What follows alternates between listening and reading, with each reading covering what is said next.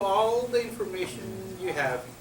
I'll talk a little bit about that later. You can get your 3 But gig to a me, month and something. what's more interesting is when you talk about using it for responding it to a disaster. That's time-sensitive stuff. That's things that this is great, the consumer stuff, so that you can figure out how can we sell them more pizzas or per square here, around there. But that's the thing. And all of that actually feeds into the big data. So if you had to put it in some sort of quadrant, you put your non-relational and relational here.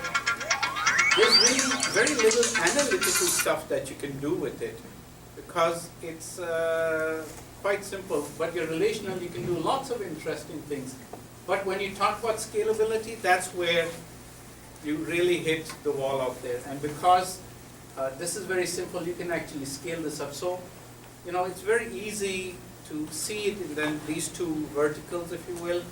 But definitely, if this starts moving into this arena out here, where you can have business intelligence and scalable big data, then you can actually do all sorts of things. Figure out who's where, what are they doing it. And that's when you'll have, all three of your V's being satisfied. And then when you apply it to science, traditional science, then you can have your veracity part. And this is just saying the same thing. I put a little figures out there, scale, growth, but it's volume, variety, velocity, and veracity is getting value or information about the stuff that you don't know. So you can have a lot of complex analysis.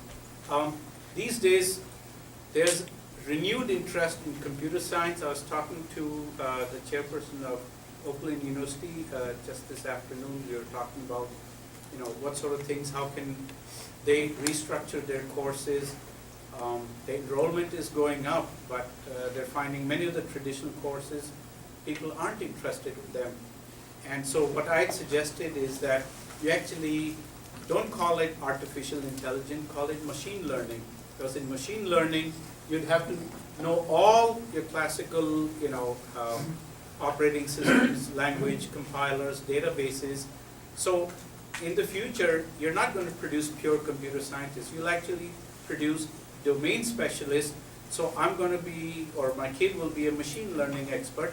He'll know lots of computer science or elements of it, but he'll also start knowing more about a specific field like healthcare, or like maybe some different science where he's going to apply, and machine learning would be the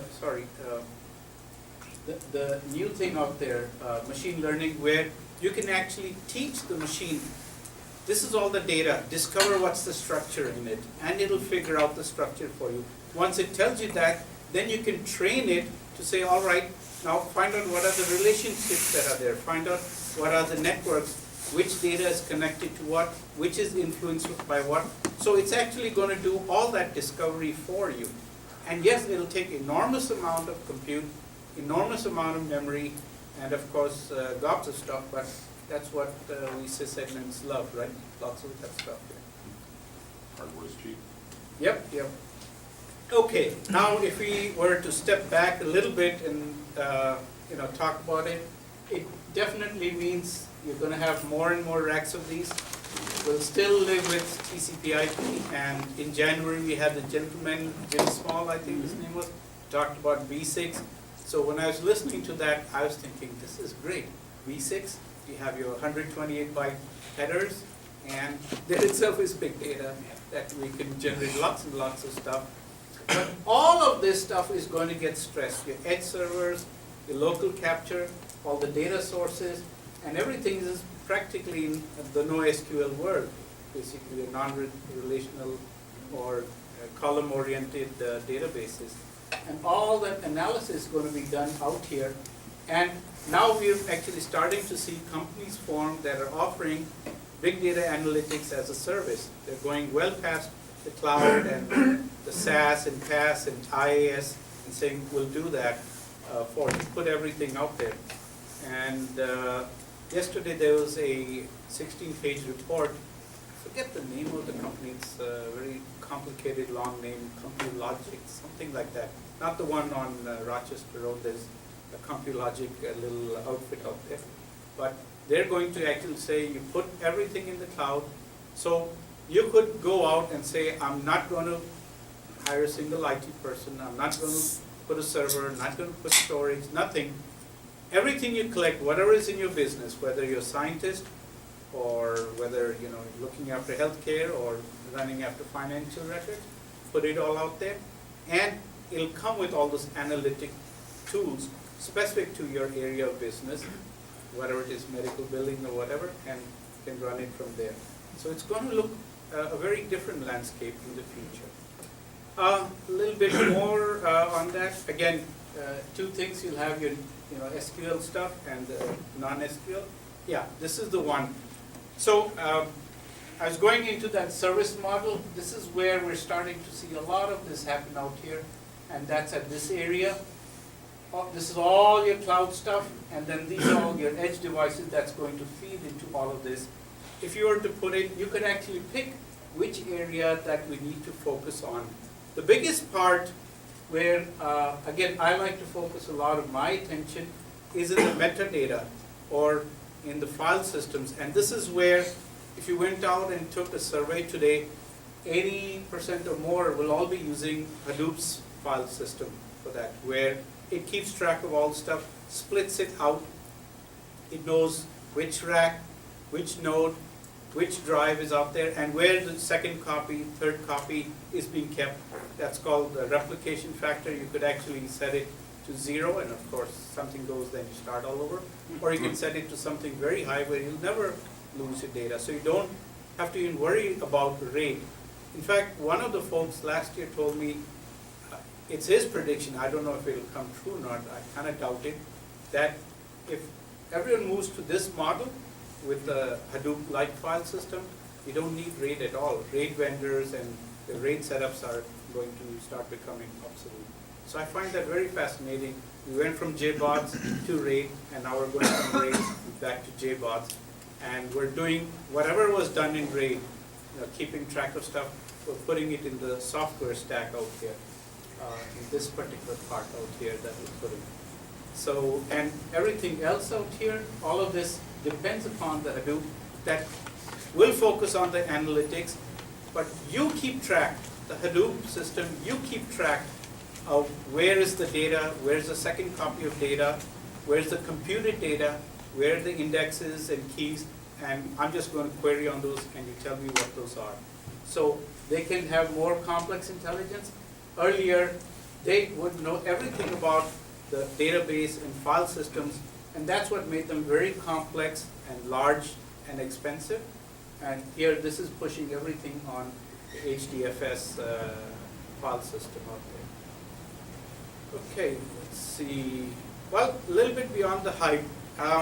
Again, I get asked this question, okay, so it's been around 10 years ago, the science community did it, of course, on specific projects.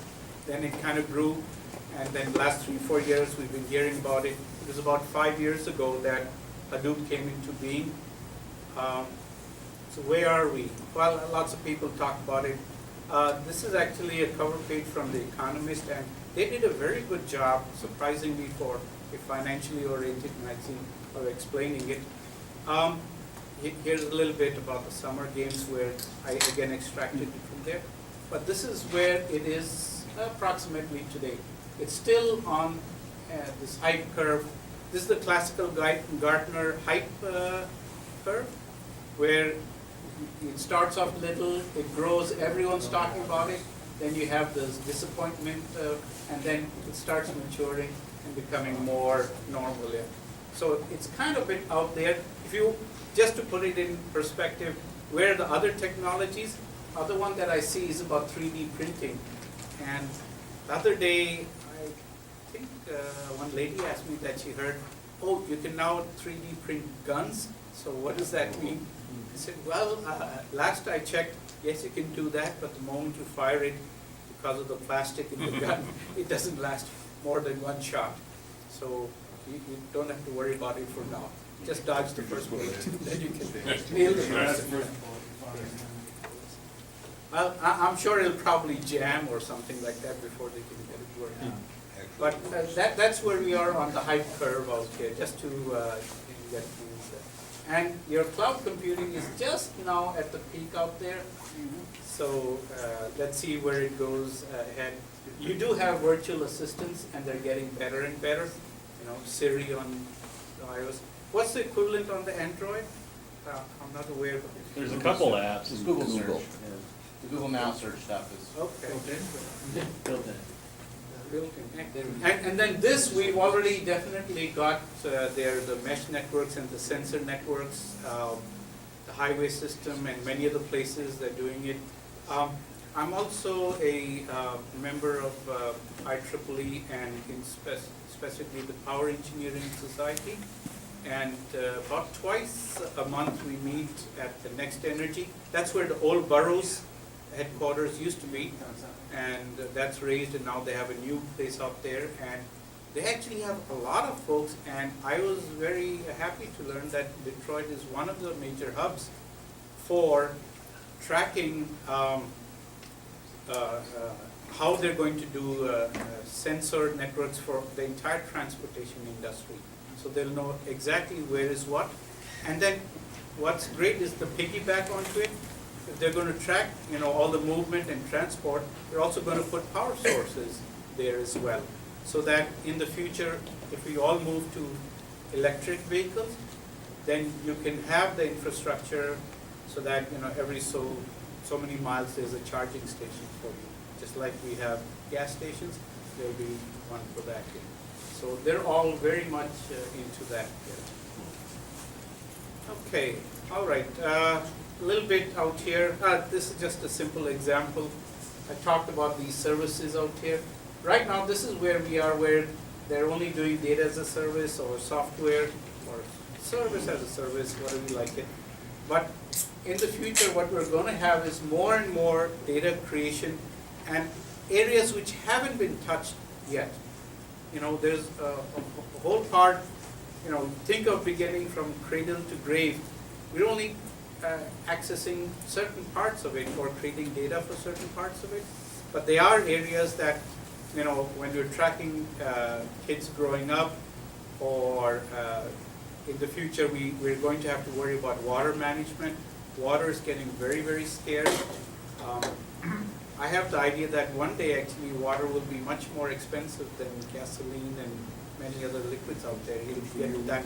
Suddenly then we'll start tracking every drop of water, and similarly with many other resources, food, soil.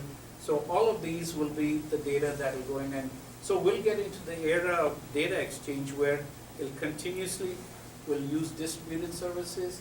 We'll have people, you know, telling you exactly where, what, kind of like the science fiction scenario that we used to watch in movies many, many years ago. I'm trying to remember, kind of like Blade Runner or one of those others where they'll tell you what's going on.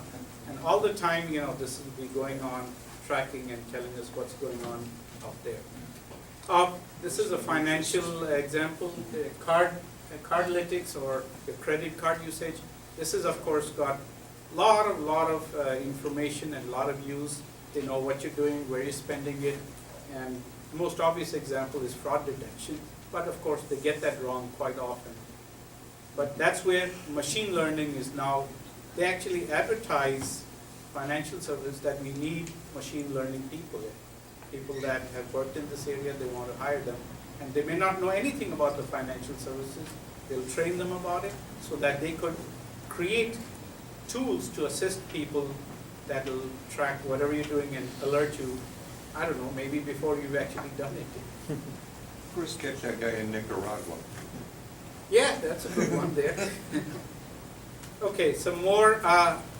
Actually, surprisingly, it turns out that in the Pacific area of Asia, that's where they see the biggest amount of growth of usage of technology. We're fairly well regulated, well structured out here. And I was kind of dismayed to discover when I talked to people in China, Southeast Asia, and other places, they somehow don't worry about privacy and security. They're actually willing to give up all the information about themselves in exchange for some improved service, or so they believe. And this is true. There is a project out in India where they want to have an ID for every person. And what they're doing is that they're using multiple sources, name, address, all of those, whatever forms of visible identification, plus fingerprints, plus retina scan. It turns out that fingerprints alone is not sufficient, because many folks, they work in at manual labor. They actually have no fingerprints. You can look at the hands, there are no fingerprints. From working, the soil or the wood, the fingerprints are gone. So retina scan, they have to couple it, and so they have an enormous database, and they've only done maybe about, I don't know, between 2 to 3% of the population, and they plan to do everybody out there. And there's a reason for them to do it, that they want to be able to provide the service. That's at least on the surface. But same thing in China as well, that they'd like to do. And they have no problem with giving out information. So we're going to have something, going on where we're living in a different world where privacy concerns are important to us, and another world where they don't know the spelling of the word. So. Well, one of the more newest Sorry. authentication methods now is the brain waves. Apparently, you can make unique brain waves by thinking a certain thought. Well, I hope we have more crazy people born in the next few generations. That's one way to tell them, hey, this doesn't work yet. I had this picture that I wanted to share with you, and you had asked about RFID and sensors. So these are all the examples of all the different sensors. Forgot about the pollution sensor. That's actually very important in Southeast Asia as well as in China. They're putting in pollution sensors all over the place. That itself will generate a huge amount of data. And then the climate change folks, they're interested in that a great deal. So there's a lot more stuff out here than just simple, RFID tags on finished or manufactured goods. Well, one of the things with the medical sensors is one that can be swallowed. Yes. So they're working on it, and of course now that means all the sewers will be really well defined. Well, if I recall correctly, that is an outcome. It's been done very, very, small pilot, where they actually have these sensors and you can swallow them in a pill. They're putting cameras and transmitting devices and all of those. And that's in the field, what I'm told, is nanoengineering. And my youngest son, another year or two, will be out of high school. He wants to get into that so that they can create materials, create structures that didn't exist in nature to meet a specific need. And right now there are only about 12 schools in the United States that do nanotechnology. So I think he's onto something out there that will grow and will always be in demand, at least for the next 20 years or so. Okay, then finally, your traditional data analysis. I get this question asked a lot. Wait a second, what's this big data? We've had data warehouses, we've had business analytics, so what makes you different? Well, here's a little picture that you could look at. You have your transaction database, data warehouse, you batch it, you analyze, you come up with something. And these are the little characteristics that go with it.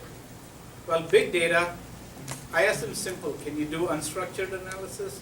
Not really. Can you do streaming? Not really. Can you organize it at a touch of a button and reconfigure the entire Hadoop cluster? Can you do that? No, not really. Well, then that's the difference between big data and traditional BI and data warehousing. One other definition that I'll share with you, which is mine, one of the folks I talked to about 6 years ago explained to me, not big data, but the way he did his job. He said we always form a little hypothesis. We have an idea of what we think, let's say consumer behavior is retail behavior. Because we don't have the technology to look at all of that stuff, we actually take our hypothesis and we take a slice of data. And then we test it against that. And then we get this confidence level of confidence measure. And that's how we do it. And recently I met him and I asked him, I said, well, with big data, you don't have to test the hypothesis. You don't have to take a slice. Take the entire data, and that's, this part out here. You can scale up to whatever the size of data you want, because you can put these Linux nodes with attached drives to it and tell Hadoop about it, and it'll go and configure all of these, with your top of rack switches and leaf switches, and you can scale it to whatever is the size of the problem. Now you don't have to make a hypothesis. Now you can use machine learning and ask it to tell you what do you think is the relationship going on, so that you can actually have far more confidence than just that small slice of data. And if that confidence was good, it's only good for that slice you extracted. But now you can use historical, you can use live data, you can mix the two. So that's the difference.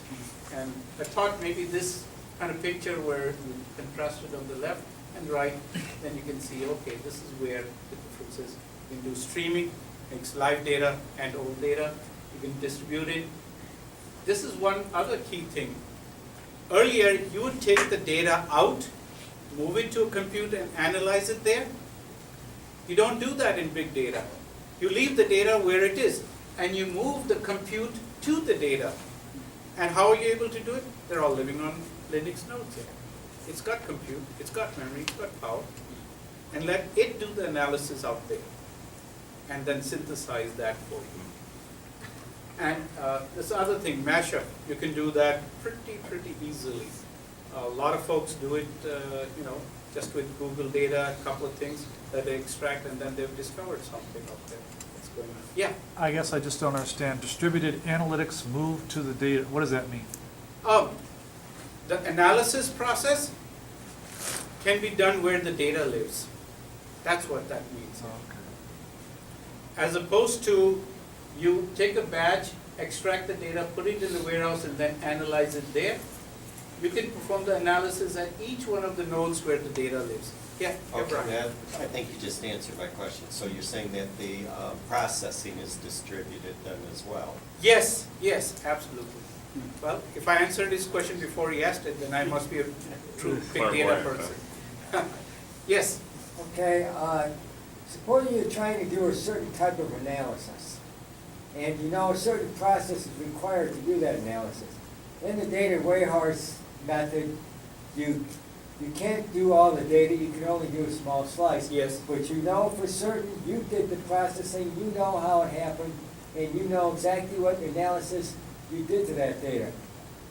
With distributed analysis, you're sending a question out, and you're only hoping that these various nodes in the cloud are doing what you asked them to do and doing it properly. How do you know that those guys out there Okay. are doing what you want, not skewing the data for their personal gain or something? Okay. Would you like me to repeat the question, or did you all hear it?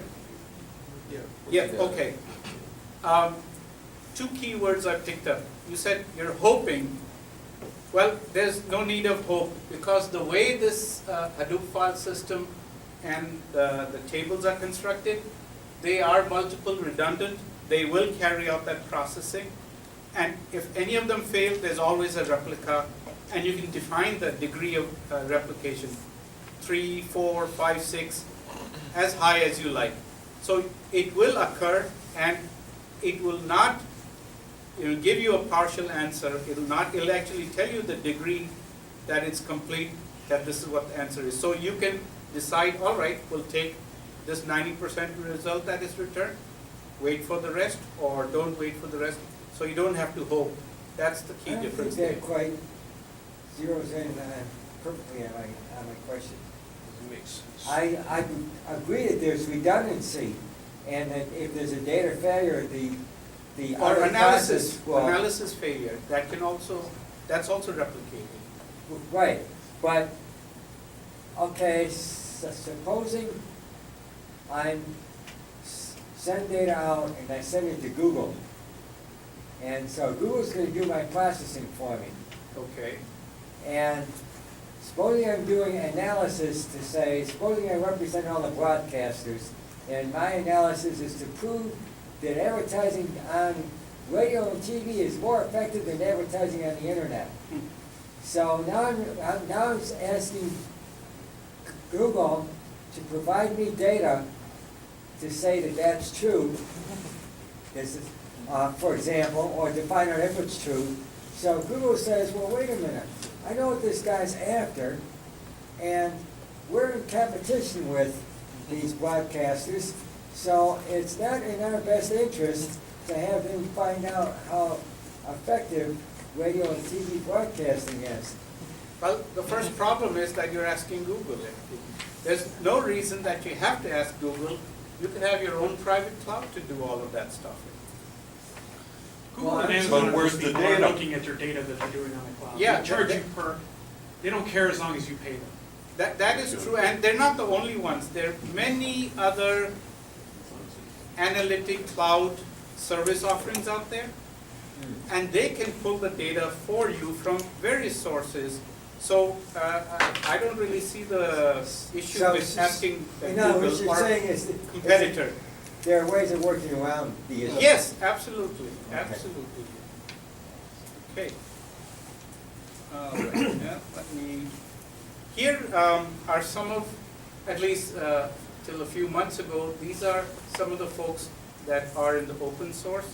And the reason I put them at the bottom and included them is only because of Greenthumb basing all of their stuff on Hadoop. They got bought by them, but they use our Revolution and our program. And then there's a whole bunch of others. And if you notice, most of them are at the top of the stack. This is the only one that actually gives you analytics and other. These are only storage solutions. And like I said, Greenthumb, they only, EMC bought them only so they could sell more storage. So that's some of the companies out there. I'm sure 3 months later, the list would be about 10 times bigger than this. Okay, so a little bit about now something close. How does the Hadoop stuff work? Maybe partial answer to your question. All of these things, you have all these nodes scattered around. That's where the whole thing works. That's the way Hadoop looks at stuff. It assumes that you're going to do a lot of high performance. That's where, I got interested in this. That there's a lot of parallel processing. You're going to split up the things, scatter it all over. And the most important thing, the map reduce. So that every time you do that, you can reduce the map of things that you need to zero in on or synthesize it. You can actually run it in the basement for any kind of analytics if you like.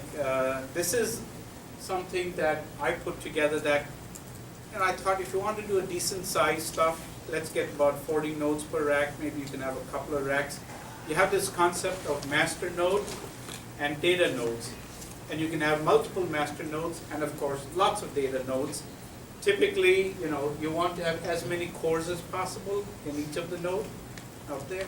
But you can get by even with 1 core or 2 cores if you like. The more memory, the better. Certainly because it really chews up a lot of memory. Lots of memory. There's no workaround for that yet. The more memory you have, the better it does. And of course, the more disk drives, it's okay, but it doesn't have to be reliable. It doesn't have to be very expensive. It doesn't have to be very fast, because it's breaking things up in little pieces and scattering it. One thing I will recommend is that you do have at least a couple of network interfaces.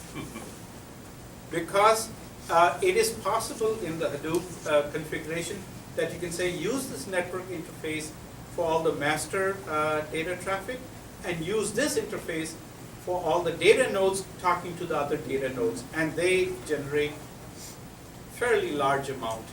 And for small stuff, you can use your gig Ethernet, something like maybe, a couple of racks and that's fine. But I haven't had the opportunity to try something very large, but I'm pretty sure that the more data nodes you start having, let's say you get past maybe, 50 or so racks, 40 nodes for each rack, then you should start looking at infinite rack. Because then the traffic volume will be dominated by all the data nodes. And the data nodes is actually where data lives and also where the processing takes place. Master node really works like that the guy who beats the drum on that Egyptian ship just before it's about to ram into the enemy ship, you know, and all the roars, they're all your data nodes. It really works like that, yeah. He does very little. He just keeps a table and keeps track and updates that, and all the data nodes are doing all the work. And usually at the top of the rack, you want to have 2 master nodes backup, and so 2 is usually sufficient. And you can have more, and then you can have lots of redundant data nodes, but for every data node here, you want to have a second